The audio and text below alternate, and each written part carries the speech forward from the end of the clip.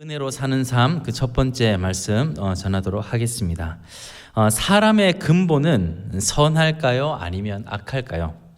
선하다고 주장하는 것을 성선설이라고 하고 악하다고 주장하는 것을 성악설이라고 합니다.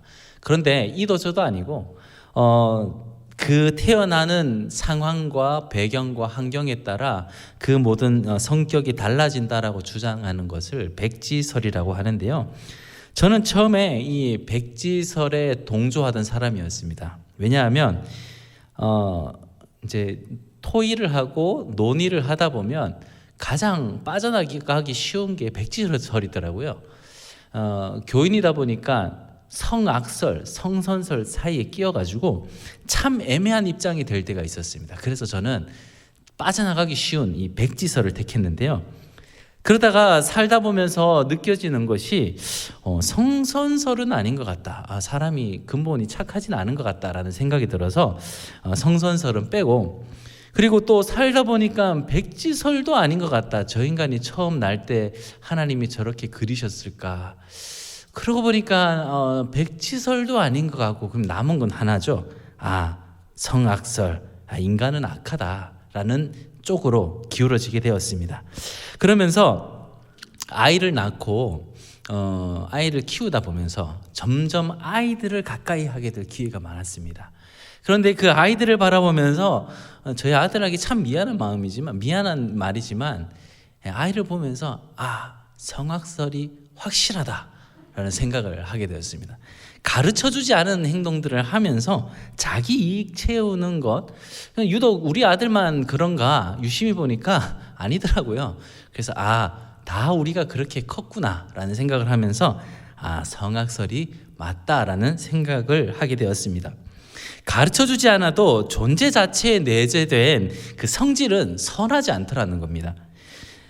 혹자는 그런 어린아이들의 모습을 보면서 그것은 선이나 악으로 판단될 것이 아니다 라고 말하는 사람도 있습니다. 이것을 이성적으로는 인지되지 못한 어떤 본성과 생존 본능에 의한 모습이다 라고 이제 정의를 내리는 사람도 있었는데, 성경은 그것을 뭐라고 합니까? 죄성이라고 하죠. 성경은 그것을 죄성이라고 합니다. 이런 생각을 하게 된 이제 백지설이냐, 성선설이냐, 성악설이냐 이런 것들로 마음에 고민을 하고 또 그런 생각을 가지고 사람을 바라보던 이유가 있었습니다. 저는 늘 이 모태신앙이었지만 기독교에 대한 의문을 갖고 있었던 사람이었거든요. 왜 하나님은 사람이라는 존재에 대한 가능성을 원천부터 막고 계실까? 왜 하나님만 됩니까? 하나님이 사람을 통해 일하신다고 하시면서 사람에 대한 모든 가능성을 막고 계신 이유가 무엇입니까? 그러면 우리가 허수아비와 다른 모습이 있을까요? 허수아비도 농부가 지어놓은 의도한 바대로만 존재하는데, 그렇다면 사람과 허수아비는 뭐가 다릅니까? 그리고 그것만 옳다고 하시며 당신의 뜻만, 당신의 말씀만 옳다 하시면서 우리를 굳이 꼭두각시처럼 세워두시는, 과연 당신은 옳습니까? 라는 질문을 많이 던졌습니다. 한 번쯤 저와 같은 생각을 하신 분도 계시겠지만 특별한 은혜의 꽃길만 걸으신 분들도 계셨을 것이라 생각합니다. 저는 어릴 때부터 이 죽음에 대한 또는 존재 근본에 대한 의문을 많이 가졌었는데요. 그러면서 혼자 몇 시간 동안 생각하면서 알 수 없는 끝을 향해 그 질문을 던져놓았던 그런 시기도 있었습니다.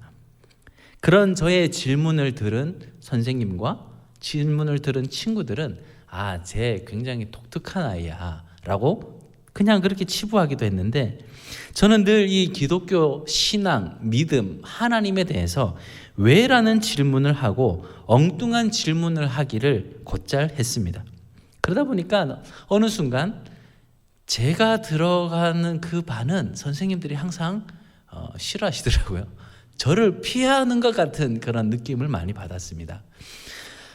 그런 저의 어떤 궁금증과 질문 때문이었는지 몰라도 저는 대학교를 가서 전공을 철학을 하게 되었습니다. 그래서 친구들이 야, 너랑 진짜 잘 어울린다. 거기 가서 네가 갖고 있는 질문들 많이 답도 얻고 해봐 라는 이제 이야기도 많이 들었었는데요. 엉뚱한 생각과 거기에 꼬리를 무는 질문들을 가지고 이 답을 적어 나가다 보면 의도치 않게 좋은 성적을 받기도 했습니다. 말도 안 되는 궤변을 그냥 제가 머릿속에 있는 것들을 쭉 풀어놓으면서 답을 적어 나갔는데 성적을 받아보니 A 아니면 뭐 A 플러스 이렇게 나오는 거예요. 그래서 속으로 야, 답을 이따구로 적었는데 A를 준다고? 그러면서 이제 철학이라는 그 학문에 대해서도 의문을 갖기 시작했던 거죠. 그렇게 철학을 하면서도 이 해결되지 않았던 이 사람 행위에 대한 문제, 사람 존재에 대한 문제는 그것이 쉽게 사라지지 않았습니다. 왜 사람은 안 될까? 하나님은 왜 사람의 그 행위에 대해서 행위나 존재의 어떤 영향에 대해서 부정하실까? 아무리 많은 교수님들을 만나고 또 신학과에 있는 선배들과 대화를 하면서도 그 가능성이 부정당하는 일들에 대해서는 속 시원한 답을 듣지 못했습니다. 솔직히 예수님만큼 살아내는 사람들이 이 수십억의 인구 중에 한두 명은 있지 않을까. 만약에 한두 명만 있어도 그 진리, 깨어지지 않을 것 같은 그 성은 한 방에 무너질 건데 있지 않을까. 하나님이 알면서도 감추고 계시진 않을까. 여러 가지 의문들을 품으면서 하나님 또는 믿음에 대한 것에 대해 의문과 질문과 의심을 하며 살아봤던 시간들이 있었습니다. 온갖 생각을 인해 저는 하나님께 이렇게 기도한 적이 있습니다. 그때 기도를 완벽하게 옮기지는 않았고 이렇게 기도했던 것 같은 생각을 적었는데 그냥 들어주십시오. 어떻게 기도했냐면 이성을 뛰어넘는 믿음은 가짜입니다. 인지되지 못하는 그 무언가가 사람에게 무슨 소용이 있습니까? 이 기도는 우리가 인식하지 못한 저 우주의 세계들이 무슨 우리에게 의미가 있냐는 그런 의미였습니다. 기독교에서 강요하는 믿음은 인지되지 못하는 이상한 것 아닙니까? 하나님이 살아계시다면 그 믿음을 내게 보여주십시오.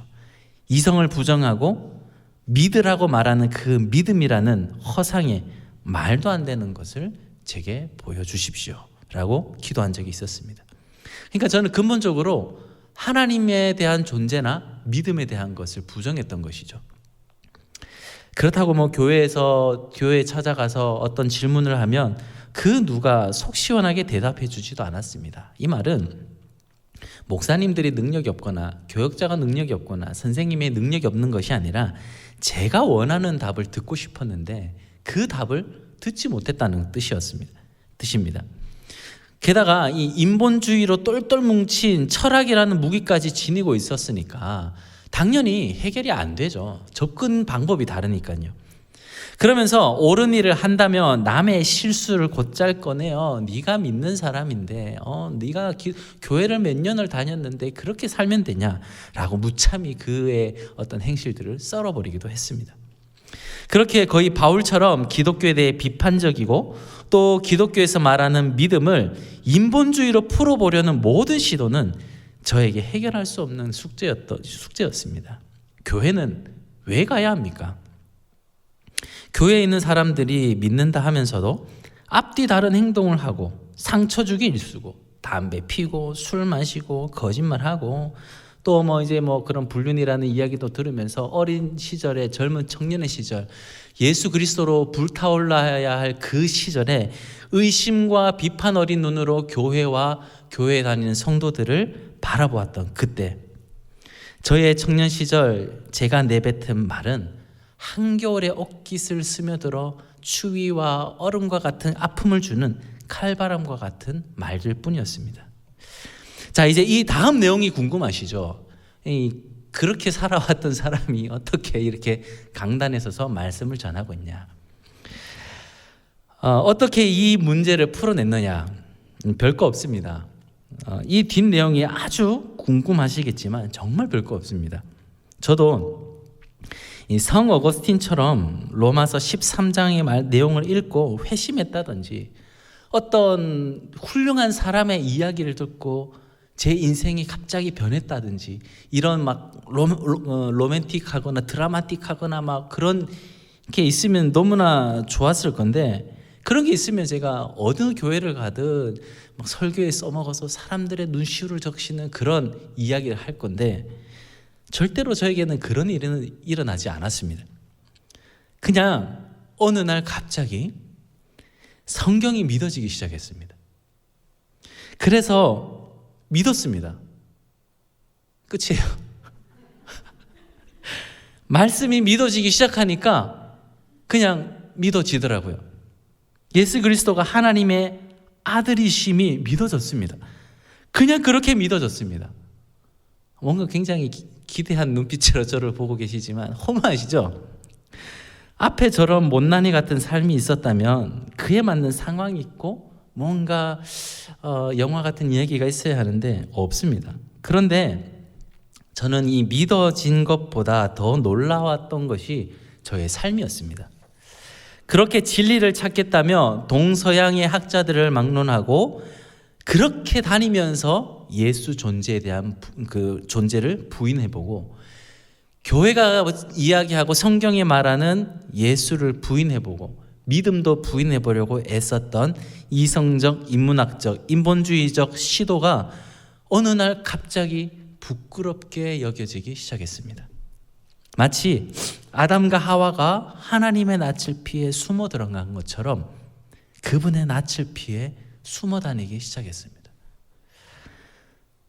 어느 날 제가 하나님 앞에서 죄인이 되었다라는 감정이 들기 시작하면서 제가 교회를 피하고 하나님 낯을 피해 자꾸 다른 곳을 찾아다니기 시작했습니다. 그렇게 저는 스스로 내가 하나님 앞에서 죄인이구나라는 것을 인식하기 시작하면서 저의 삶은 갑자기 바뀌기 시작한 것이죠. 이 모든 것이 어느 날 한순간에 이루어진 일이었고요. 그리고 하나님을 피해 숨어 다니던 그 시기가 길어야 한 달 안에 모든 것이 상황 종료가 됐습니다. 저는 제가 그렇게 하나님을 향하여 인생을 돌이키고 하나님을 바라보게 되는 인생이 될 줄 몰랐습니다. 저는 어머니가 저를 서원하셔서 나오셨고, 저는 평생 어머니의 서원을 피해서 도망 다니던 사람이었습니다. 끝까지 하지 않으려고 애를 썼지만 어느 날 갑자기 바람처럼 불어온 하나님의 은혜는 저의 인생을 바꾸어 놓게 된 계기가 되었던 거죠. 그냥 어느 순간에 이것이 이루어졌습니다. 그리고 삶이 두려워지기 시작했습니다. 이러다가 내가 어느 순간 죽을 수도 있겠다라는 생각이 듦과 동시에 저의 그런 하나님과 예수 그리스도와 믿음을 부정하려 했던 모든 시도는 그날 아침에 다 끊어져 버렸습니다. 그러면서 동시에 그 뒤에 생각들이 이어졌는데요. 나는 그러면 이제 무엇을 해야 하나? 그런 생각을 하면서 이런 기도가 나왔습니다. 주님, 어리석은 생각으로 청년의 시간을 보내지 않게 하셔서 감사합니다. 이런 저를 사랑하셔서 생각으로부터 존재적 죄악을 멈추게 하시니 감사합니다. 그러면서 본격적으로 신학을 준비하고 또 공부를 하기 시작했는데, 그 공부가 또 왜 그렇게 힘든지요. 머릿속으로 이해가 안 되고 마음으로 납득이 안 되니까 공부하는 내내 너무나 힘든 순간들이었습니다. 그때 이제 로마서를 보면서 울기도 하고 또 감사하기도 하면서 그렇게 하나님 앞에 엎드렸던 시간들이 있는데요. 다 이해되지 않는 말들이었지만 하나님의 마음이 느껴지고 바울 사도의 불타는 심령이 느껴졌습니다. 물론 지금은 그때의 순수한 감정이 많이 사라지고 퇴색됐지만 그때 그런 마음들이 있었습니다. 그러면서 그때의 하나님 앞으로 나아오게 된 계기, 내가 믿음을 갖게 된 계기, 의심을 버리고 하나님의 뜻이 무엇인지 찾고자 했던 그때를 떠올리며 오늘의 본문을 보게 된 것입니다. 오늘 우리가 읽은 이 본문을 보노라면 과거 제가 기독교에 대한 불타는 적개심을 갖고 그 불타는 적개심을 가지고 사람들에게 그 믿음 있다 하는 사람들의 믿음을 깨부시며 살아왔던 그때가 떠올랐습니다. 그리고 그때 하나님이 저를 향하여 말씀하시는 그런 음성처럼 들려졌습니다. 18절과 19절 말씀을 한번 볼까요? 18절 19절 말씀을 보면 이렇게 기록하고 있습니다. 하나님의 진노가 불의로 진리를 막는 사람들의 모든 경건하지 않음과 불의에 대하여 하늘로부터 나타나나니 이는 하나님을 알만한 것이 그들 속에 보임이라. 하나님께서 이를 그들에게 보이셨느니라. 자, 좀 더 쉽게 살피기 위해 표준 세번역을 한번 보겠는데요. 로마서를 보는 동안 표준 세번역을 종종 볼 테니까 왜 저분은 다른 성경을 보냐, 이단 성경 아니냐 생각하지 마시고 조금 쉽게 푼 성경이다라고 이해해 주시고 봐주시면 되겠습니다. 18절 19절 말씀 우리 함께 표준 세번역인데 함께 읽어볼게요. 시작. 하나님의 진노가 불의한 행동으로 진리를 가로막는 사람의 온갖 불경건함과 불의함을 겨냥하여 하늘로부터 나타납니다. 하나님을 알 만한 일이 사람에게 환히 드러나 있습니다. 하나님께서 그것을 환히 드러내 주셨습니다. 아멘. 뭐 둘 차이 큰 차이 없는 것 같지만 계속해서 읽다 보면 이게 조금 더 쉽구나라고 느끼실 거예요. 자, 이 본문 위의 구절 16절 17절을 보면 대표적으로 오직 의인은 믿음으로 말미암아 산다라고 말하고 있습니다. 그렇게 말해놓고 다음 본문에는 하나님의 진노가 나타난다라고 이어서 이야기를 하고 있죠. 자, 뭔가 16절 17절 말씀을 보면 의인이 살 것처럼 이야기하고 있지만 의인 외에 그 다음 부절부터는 의인 외에는 다른 사람들에 대해서는 무언가 막 협박을 하고 있는 것처럼 느껴지는 구절들입니다. 18절을 보면 하나님의 진노가 하늘로부터 나타나는데 그 진노를 받는 대상이 불의한 행동으로 진리를 가로막는 사람의 온갖 불경건함과 불의함을 겨냥한다고 이야기하고 있죠. 이 말을 들으면 의인은 살 거고 불의한 사람은 죽을 건데 의인과 그 다음에 나와서 이 하나님의 진노를 받는 사람들이 왠지 다른 부류에 있는 사람들처럼 느껴지지만 그렇지 않습니다. 이 17절, 18절 넘어갈 때 이 문맥이 나누어져 있다 보니까 내용이 일단락되어 끝난 것처럼 보이지만 17절에서 18절 사이에는 왜냐하면이라는 단어가 끼어 있습니다. 그러니까 선행 구절을 이어받아 뒷구절을 전개하고 있다는 뜻이죠. 따라서 하나님의 구원과 심판의 내용이 한 대상에게 동시에 선언되고 있음을 말한다고 할 수 있습니다. 그러니까 위에 의인과 밑에 불의한 사람들처럼 보이는 이 집단이 하나의 집단, 하나의 그룹이라는 거죠. 그래서 19절에 보면 하나님께서 하나님을 알만한 일이 사람에게 환히 나타났다고 하면서 사람들이 일반 계시와 특별 계시를 통해서 하나님이 불신자들에게 주신 말씀인가라는 오해를 일으키지만 우리가 잊지 말아야 할 것은 로마서는 신자에게 믿는 성도들에게 보낸 메시지입니다. 그 신자가 누구입니까? 믿는 사람들, 그때 그 로마 교인들, 지금으로 따지면 우리들에게죠. 로마 교회가 바울 사도로부터 이런 말씀을 들어야 하는 이유가 있었다는 뜻입니다. 즉 다른 무언가를 전하거나 말하는 이가 있었는데 그 사람들이 예수를 믿지 않는 사람들이 아니라 하나님을 믿지 않는 사람들이 아니라 하나님을 믿는 사람들 속에 있는 그 소위 믿음이 있다고 말하는 사람들 중에 있었다는 뜻입니다.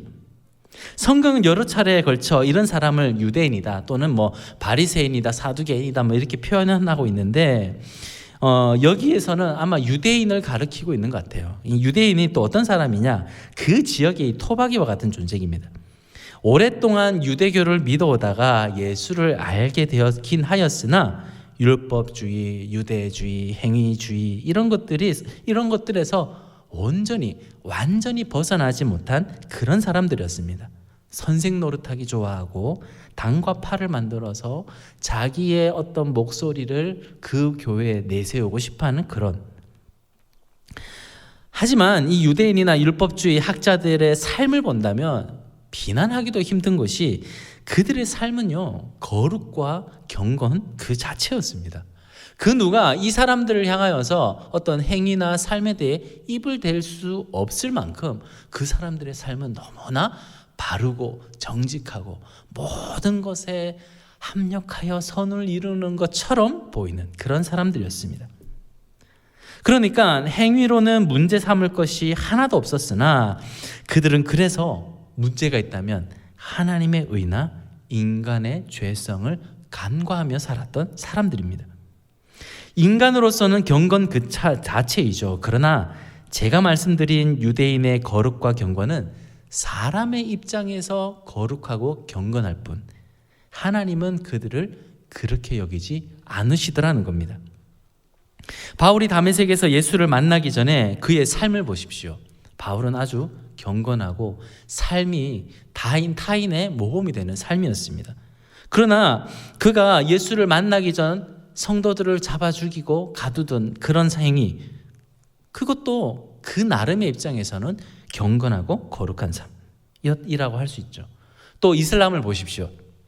이슬람 신도들 자살 테러로 더 많은 사람을 죽일수록 하늘의 상급이 크다고 하잖아요. 그리고 그들이 거룩해지고 경건해진다라고 말하죠. 스스로 경건하다고 여기는 그들이 예수 그리스도를 십자가에 못 박지 않았습니까? 인간 측에서 제시하는 경건은 언제든지 변경되고 수정될 수 있는 것이요, 그것을 위해서라면 하나님의 자리에 오를 수 있는 것이 바로 인간입니다. 무슨 말씀을 드리고자 하냐면, 사람이 내세우고 사람이 이야기하고 사람이 거룩하다, 경건하다라고 말하는 것이 과연 하나님도 그렇게 여기고 계시냐라는 겁니다. 자기의 의, 정말 하나님이 원하시는 그 진리를 가리운 채 자기의 의를 내세우고자 하는 것이 사람의 본성이요, 죄성을 가진 우리의 모습이더라는 겁니다. 이처럼 사람들이 스스로 생산해낸 것은 진리가 아니라 진리인 것처럼 보이는 가짜 진리요, 성경은 오늘 19절은 진리를 가리고 있는 것이다 라고 설명하고 있습니다. 그래서 하나님은 사람의 약함을 아시고 자기 백성들에게 하나님의 뜻, 하나님을 알만한 것들을 보이셨죠. 그게 19절의 내용인 것입니다. 그러니까 자기 백성에게 불신자의 시선이 아니라 일반 계시든 특별 계시든 무엇이든 간에 하나님의 존재를 느끼고 알 수 있는 장치까지 심어두셨다는 말씀인데, 어떤 이는 이것을 양심이다라고 표현하기도 하지만 뭐라고 설명하든 간에 상관없습니다. 하나님을 알만한 무언가를 심어 놓으셨고 그런 장치까지 그 심령 가운데 새겨두셨지만 사람은 어떻게 됩니까? 그 양심, 그 장치까지도 뒤로 하고 사람은 하나님을 떠나고자 했습니다. 21절을 보면 이렇게 기록하고 있는데요. 제가 한번 21절 표준 세번역으로 읽어드리겠습니다. 사람들은 하나님을 알면서도 하나님을 하나님으로 영화롭게 해드리거나 감사를 드리기는커녕 오히려 생각이 허망해져 그들의 지각 없는 마음이 어두움에 가득 차게 되었습니다. 결국 하나님을 알면서도 이런 행위를 하더라는 겁니다. 그러면 우리는 이런 생각을 하게 되죠. 아, 사람이 이렇구나. 그러면 사람이라고 하지 말고 나로 바꾸면, 아, 나는 이렇구나. 이것이 인간의 현실입니다. 우리가 죄인이요, 진리를 막는 사람들이었음을 알았다면 죄인된 사람의 태도는 좀 달라져야 할 법도 한데, 여전히 우리의 마음은 스스로가 어둠으로 채우고자 하는 시도들로 가득하더라는 거죠. 죄를 회개하고 스스로 삶을 돌이켜 하나님께로 돌아가는 모습일까?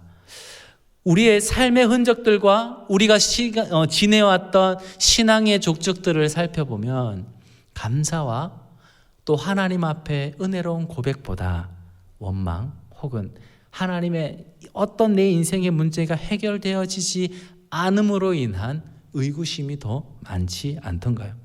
그러니까 인간은 표면적으로 드러난 자기의 죄를 지적하시는 하나님 앞에 아담과 같은 반응을 할 수밖에 없는 것이죠. 창세기 3장 23절의 말씀을 보면 하나님이 아담을 찾아오셔서 네가 왜 그랬냐라고 물으실 때 아담은 뻔뻔하게 이렇게 말합니다. 아담이 이르되 하나님이 주셔서 나와 함께 있게 하신 여자 그가 그 나무 열매를 내게 주므로 내가 먹었나이다. 이렇게 변명하고 있습니다. 죄를 시인하기보다 변명하기 바쁘죠. 태초의 인간, 인류의 시작, 아담이 이러하였는데 나는 그렇지 않아요 라고 말할 사람이 몇 명 있겠습니까?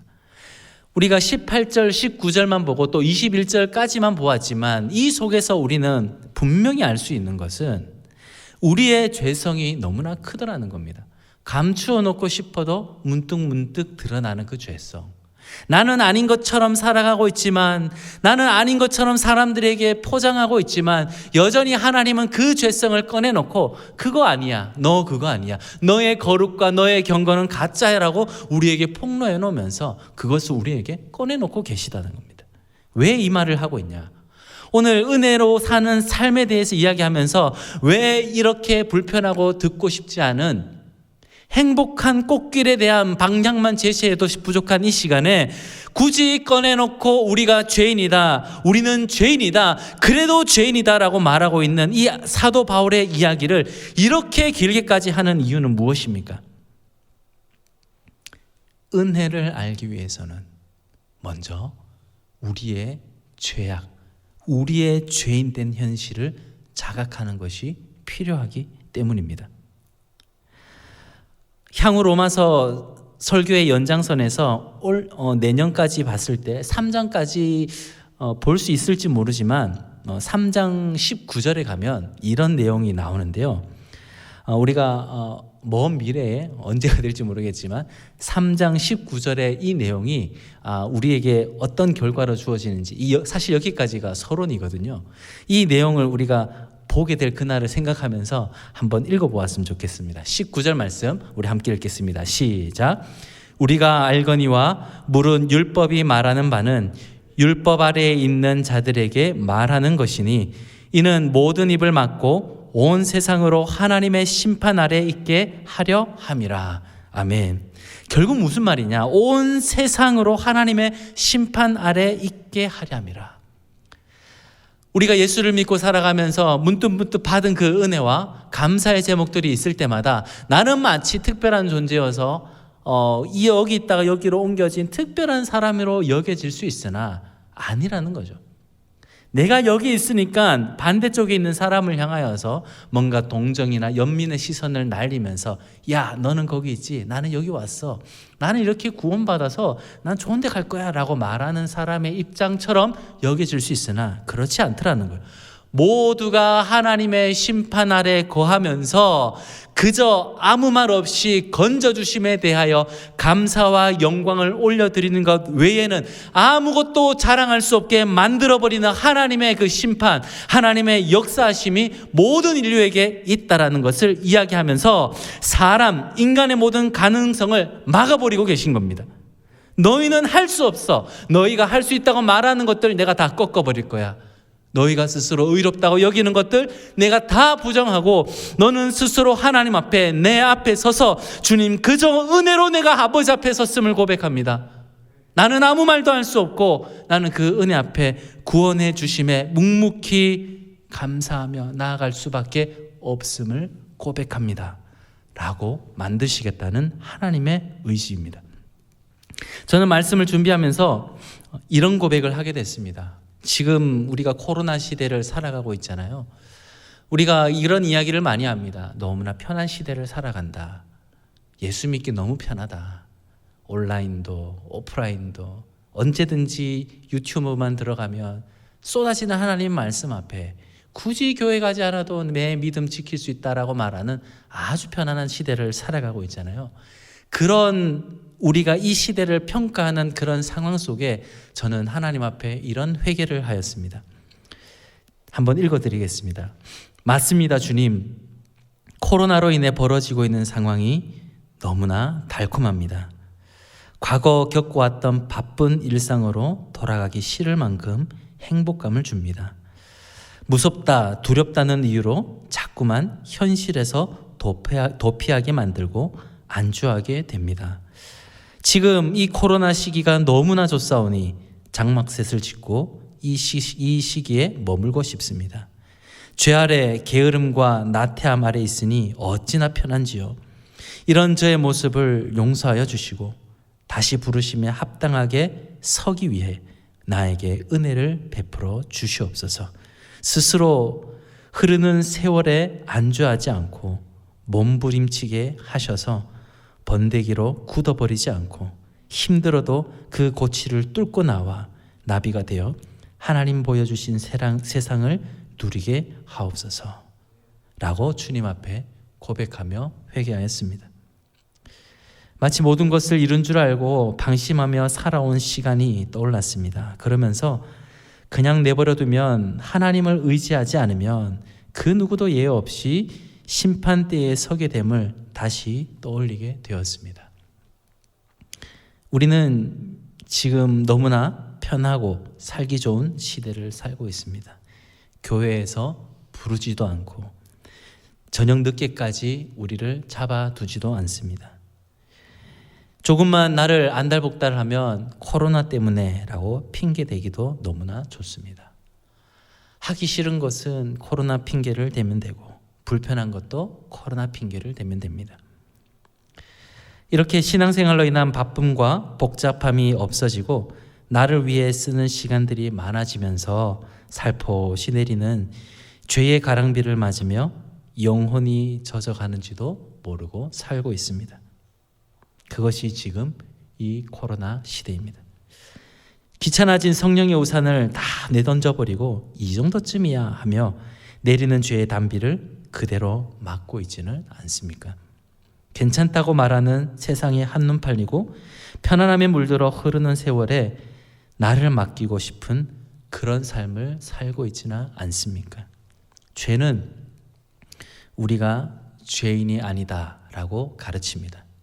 죄는 너의 의로 살 수 있다라고 말합니다.